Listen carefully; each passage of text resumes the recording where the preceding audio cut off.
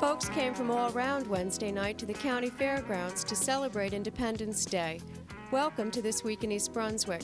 Tonight we'll take a look at the township's 4th of July party, and at another party, the Heritage Society Ball, held at Foresgate Country Club Saturday evening.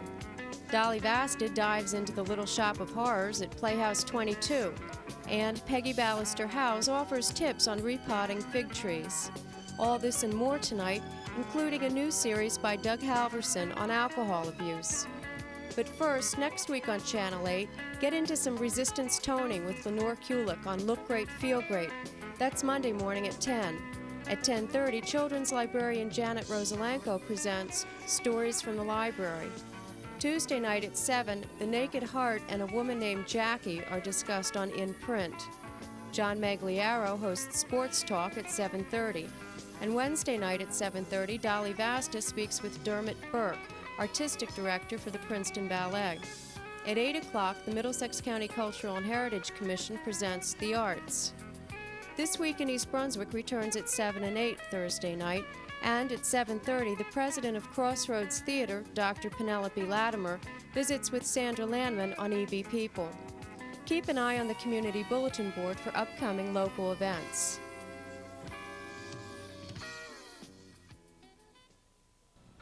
This week's July 4th festivities went off with a bang. Families that were willing to overcome the humid weather and biting insects were in for an enjoyable evening. A variety of activities, including entertainment by the Second Generation Band, made for a fun-filled night. Some took advantage of the concession stands, while others packed a picnic dinner. As the sun went down, anticipation and excitement sparked the crowd. With emergency personnel and equipment on hand, the long-awaited night had finally become a reality, and the Pennsylvania-based Zambelli International Fireworks Company put on a spectacle for everyone to enjoy.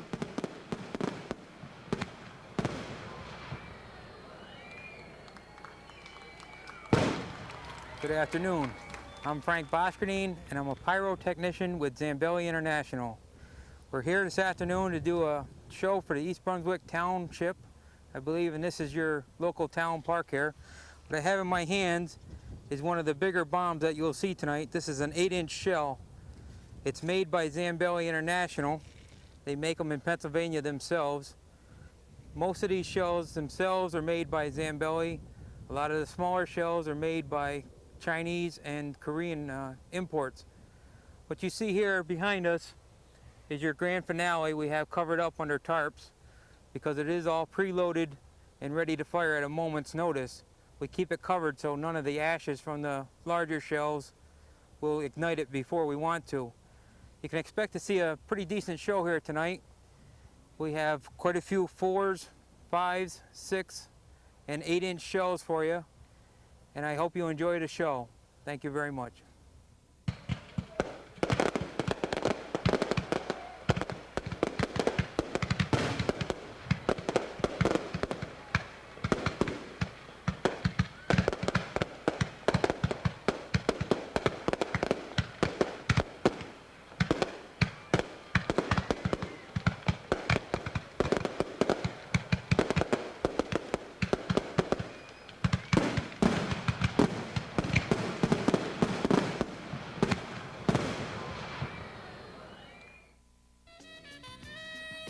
Foresgate Country Club was the location last week for the social event of the year locally. Every year a ball is held to raise funds for the East Brunswick Museum.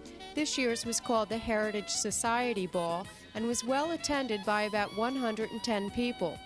The celebration included cocktails overlooking the Foresgate Greens, dinner, and dancing with music by Hank Joel orchestras. Friends of the museum took advantage of the gathering to celebrate John Runyon's birthday. President of the museum, he was surprised with the gift of a lifetime membership worth $300.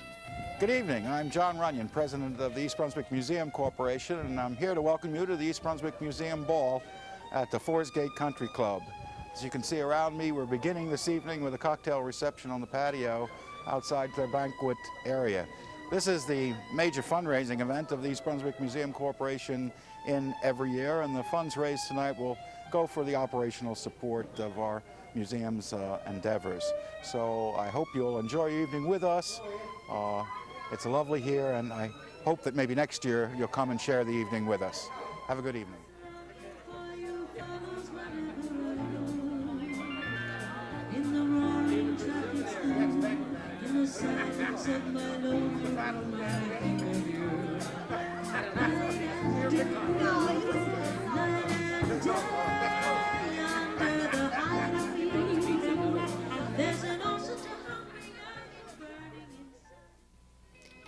Next year's ball will be held June 29th at Farrington Manor in East Brunswick. This year's event raised about $5,000 for the museum, which is located in the Old Bridge Historic District of East Brunswick.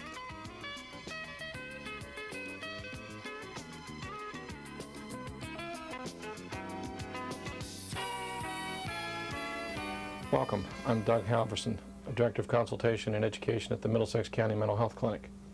This is the first in a 5-part series on current issues in the treatment of alcohol problems.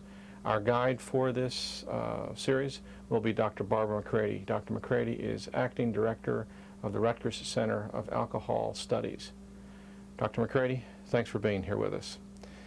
In this first, in our series, Dr. McCready, could you say something about the range of alcohol problems, or what might be termed, what are drinking problems? Okay, I think that's a really good question, because in the past we've thought about alcoholism, and most people, when they think about drinking problems, first think about sort of a stereotypic alcoholic. But the way we think about drinking problems today is we really think that there are all sorts of different patterns of problems, some of which are alcoholism and some of which are not. So when we talk about a person with a drinking problem, we may be talking about a person who only drinks on weekends, but drives often after they've been drinking, so that, and maybe they've never been arrested, but they're putting themselves and other people at risk. Or a person who regularly comes home after work or after school and has 2 or 3 drinks to calm down every night, to relax, and really feels very much like they look forward to that, and they almost need it in some sense. So we can be talking about those kinds of things. We can be talking about a person who's only had alcoholic beverages a couple times in their life, but they react incredibly violently to it. There have been cases of people who've drunk once and gone into rages and hurt people.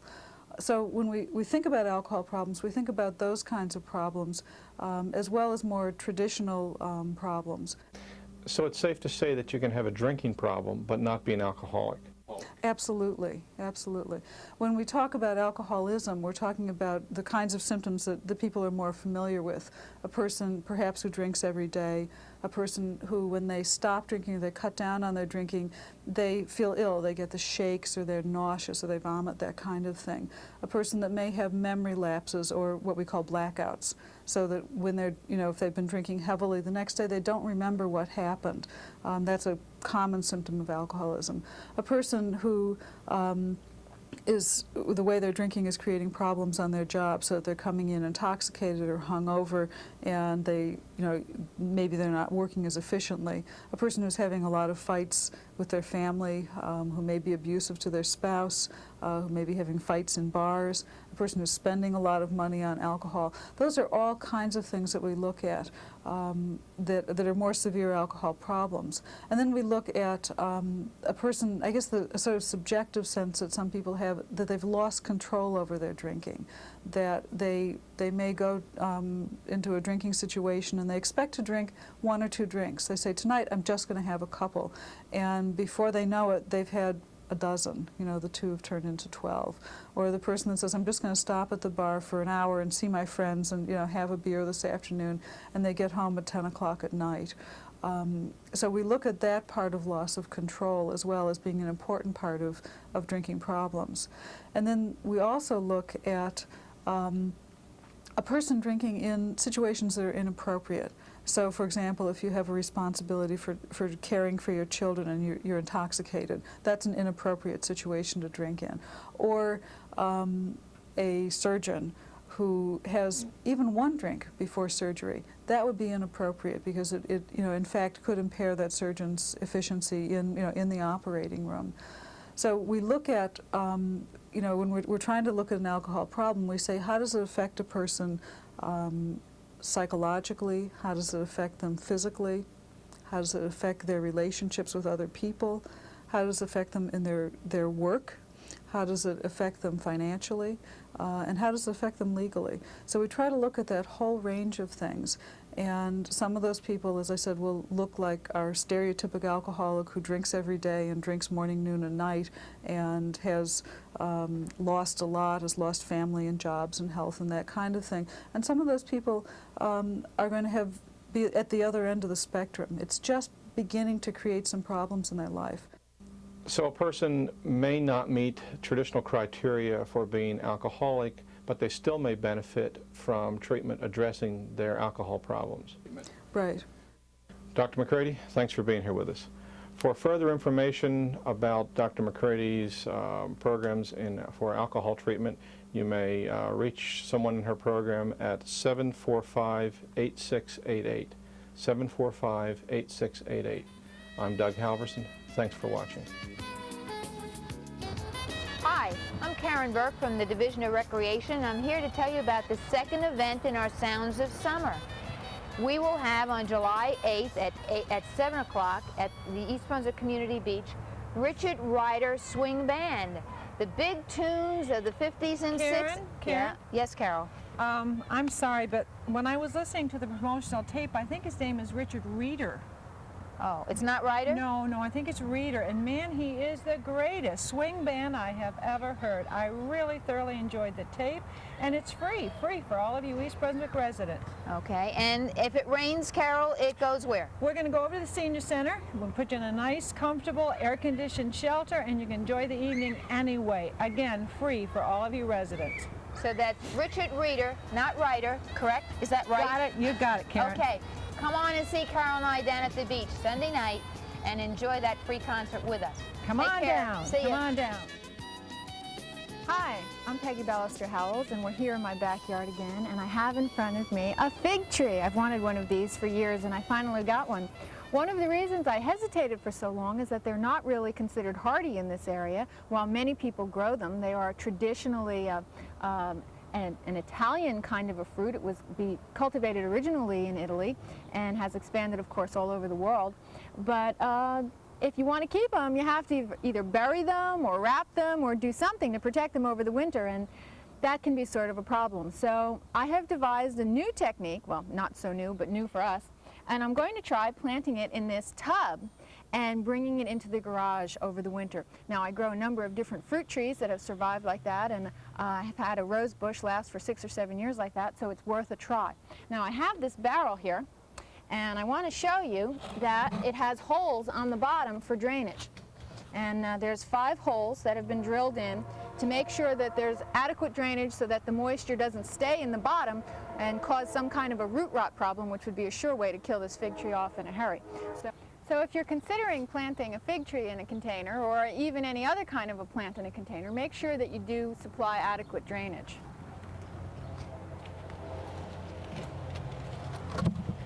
In addition to holes on the bottom, I do suggest you put something else as a catch basin for the water.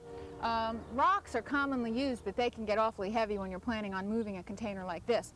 I suggest styrofoam packing noodles. They are very lightweight. It saves on putting them out in the trash, and very convenient to use. So we'll just dump a few of those in. You don't want too many, about an inch or so on the bottom. And that will make sure that the water has a place to run, and in case the holes should get plugged up a little bit, it prevents the dirt from getting down there. So this will work very well. Now, you want to use a good soil. If you're using soil right out of the garden, I would suggest you blend in some compost with it, or some peat moss, something to loosen it up. Even a little bit of sand will help. I do recommend that if you're going to mix sand in with heavy clay soil, that you mix in at least equal part organic matter. If you mix sand and heavy clay soil, you get something that's very similar to concrete, so I would recommend you mix some kind of organic matter in with it. Now let's get a layer of soil on the bottom, and we'll get that fig tree planted.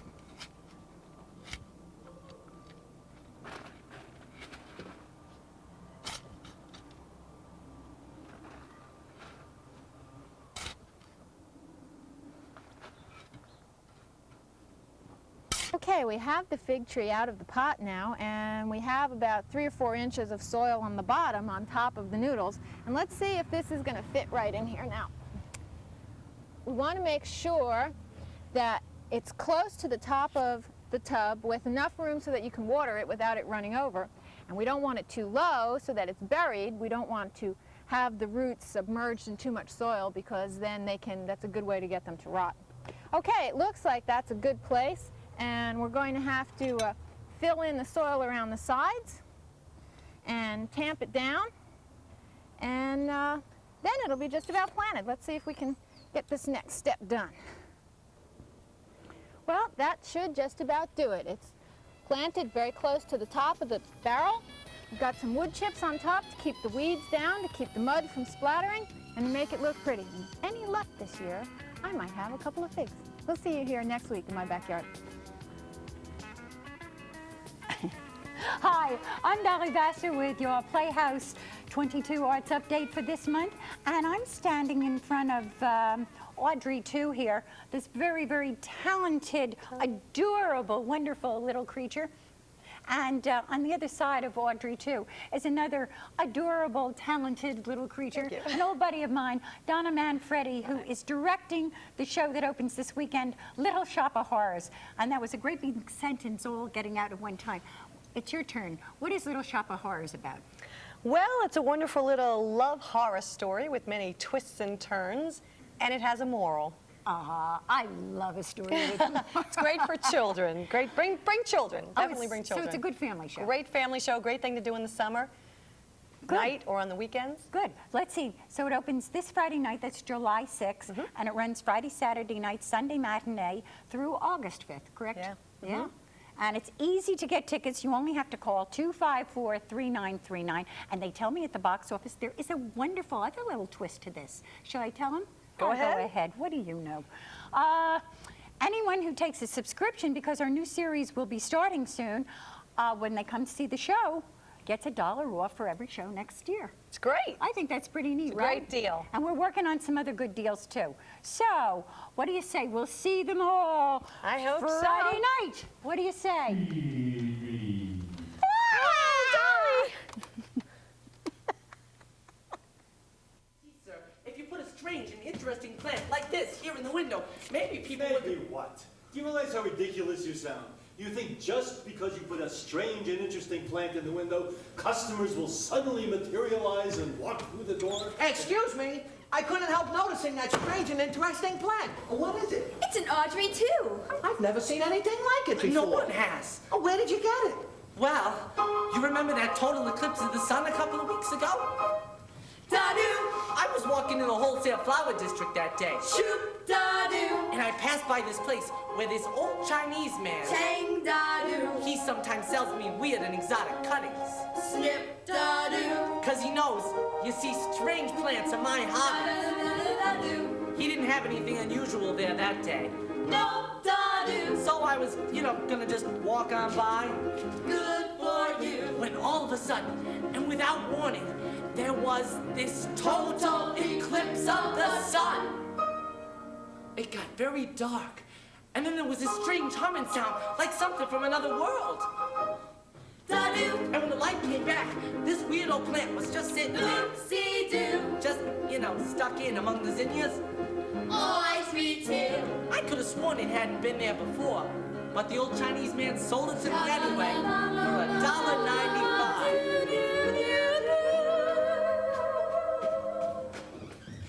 Wow, that's an unusual story and a fascinating plant.